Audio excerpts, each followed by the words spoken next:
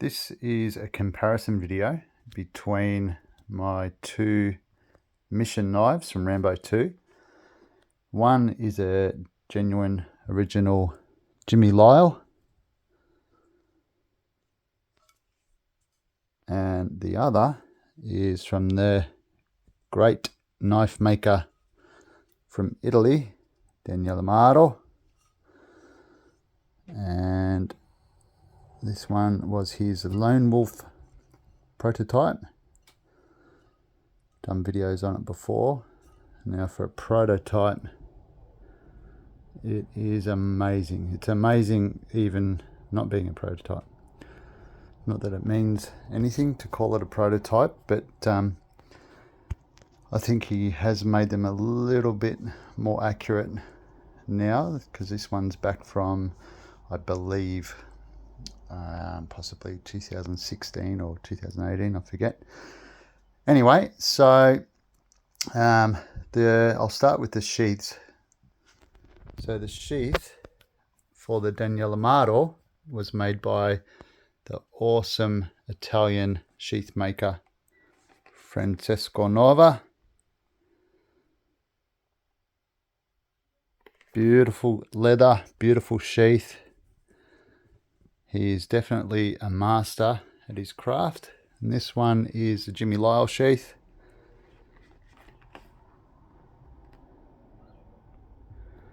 Oh, help if I had it up the right way. Oh no, I did, sorry. Can't read it through the screen. There you go, Lyle Handmade Knives, Arkansas Knifesmith. So this one's an old original sheath, obviously top quality. So the sheaths are very, very close. Francesco has done an excellent job. You can see that the Lyle is right-handed, this one's left-handed. So the biggest differences are obviously the retention straps a little bit bigger, longer. The end is square and the button is silver, not black, and it's a little bit larger. But apart from that, the stitching is a little bit larger. But when it comes to the thickness of these sheaths and lengths and everything, he has got it pretty spot on. So if you want a awesome movie accurate sheath, there's only a couple guys that I personally would go through to get them. Both are good guys, obviously Francesco Nova, and the other one is Mike Perry from the UK. Got a nice sheath from him, First Blood sheath, and I've got another sheath coming from him. You know, both guys are just the top of the craft. You can't beat them. Again, it's my opinion, but I've had sheaths from both and from others, and that's what I believe. Okay, so we have the diamond rod sharpeners. They're pretty much the same. The only differences really is the stitching to hold them in. The leather of the Lyle is slightly more polished, a bit shinier. The corners here a little bit squarer. But you don't get anything, when it comes to handmade items, you don't get anything that's exact. Knives, sheaths, whatever it is, you know, you can get accurate, but not 100% accurate. So moving on to the knives. So first of all, the Lyle Rambo, the Mission. It's got a couple of scratches. I think that would be from the button inside the sheath where you put the knife. So my friend that I got this from has put a little bit of a sheet of something in there that goes in between the blade and the button, so it won't scratch anymore.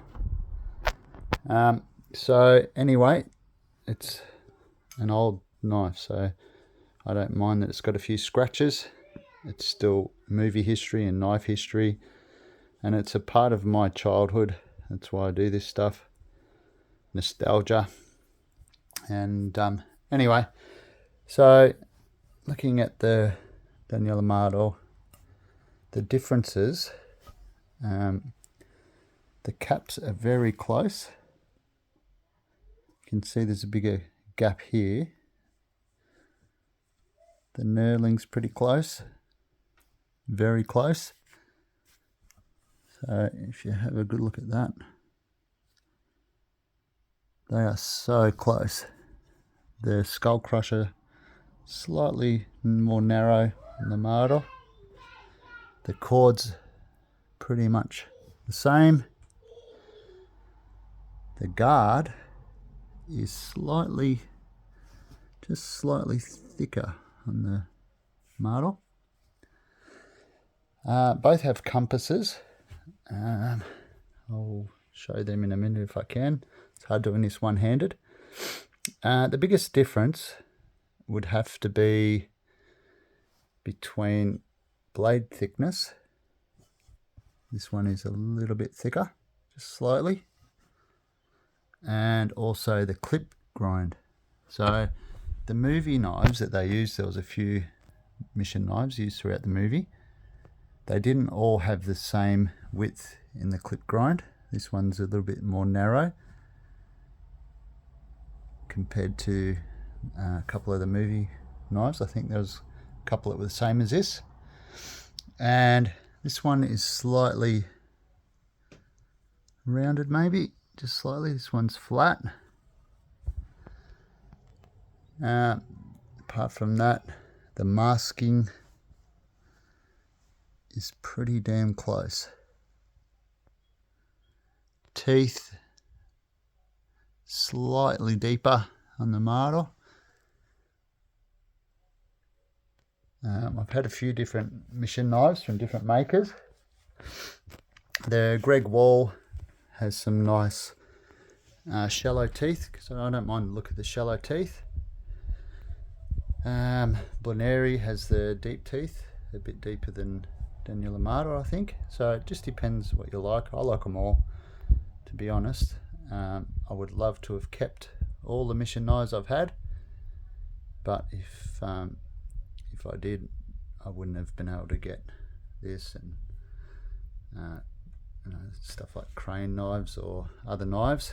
So for me, I have to sell to be able to buy. So that's just how it is. I'm not rich. I have to work hard for what I get, as most people do. But I can't hang on to everything in my collection. So a lot of the knives in my videos have already been sold. A couple of swords. Might have given a few away as well, knives and swords to people. Anyway, so the finish on the knives in this light, it looks pretty much spot on. At night time, without the sun, the Lile is slightly shinier. In the near future, I will have an Andy Wood mission knife to match as a pair with my Andy Wood First Blood. This is one of two that came in a pair. I've got another prototype First Blood that I've done videos on as well. Got a few different Daniele and Mauro knives, but the Andy Wood, when I get that, I'll do another comparison. He does very accurate knives, obviously. His movie grind on the clip is wider than this one, and this one, it's more like I think the number 3 or 6 or both, I can't remember. Haven't got a great memory with that sort of thing. Anyway, so my favorite two Rambo knife makers Daniele and Mauro and Andy Wood, and then there's a couple other guys that are very close behind them. And yeah, I had to sell the knives that I had from those guys, unfortunately.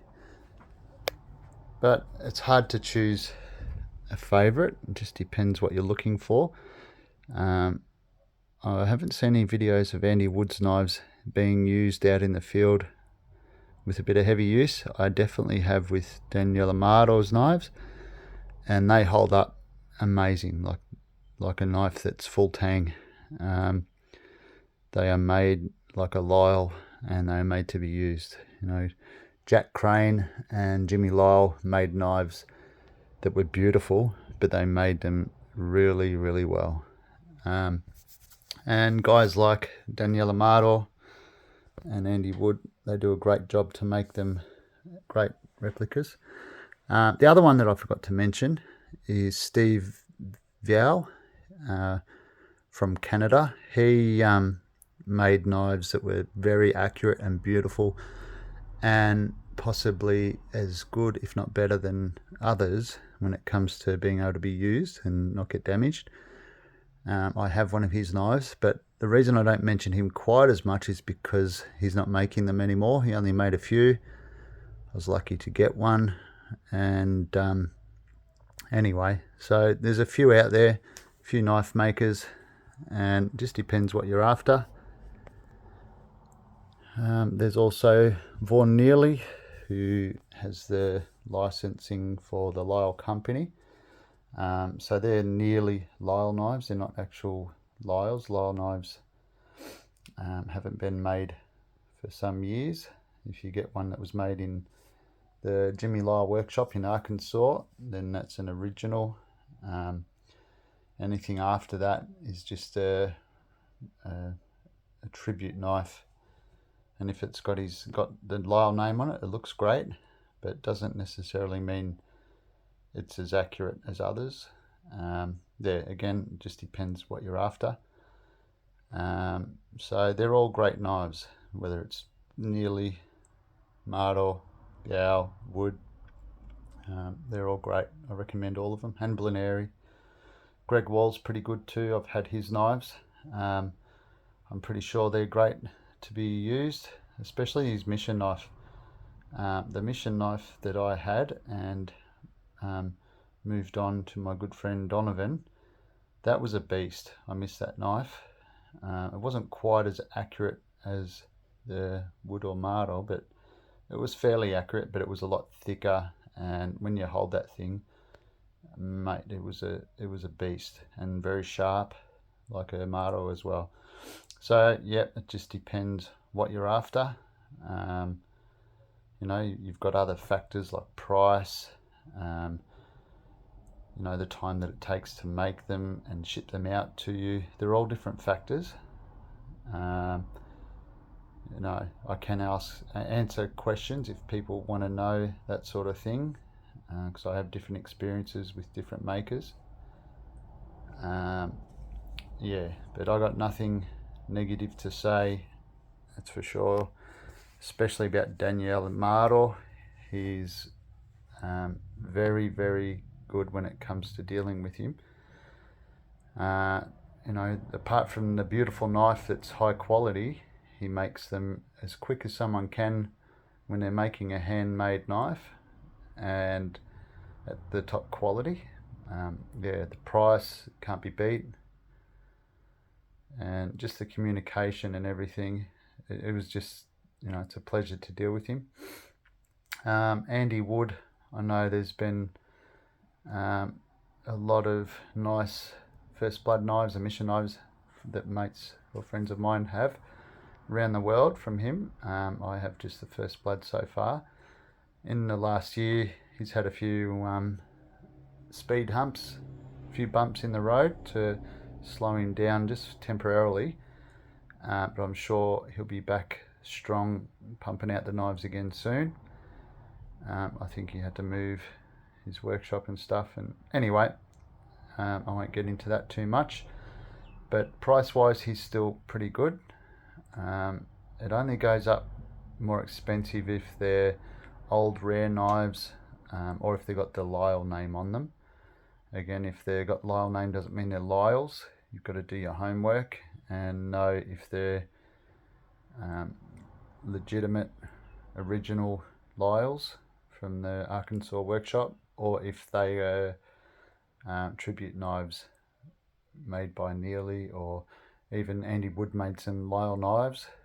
And having the Lyle name, of course, it's going to make it a bit more expensive. So anyway, I don't want to waste any more of your weekend. If there's any questions, let me know. Hopefully I can answer them.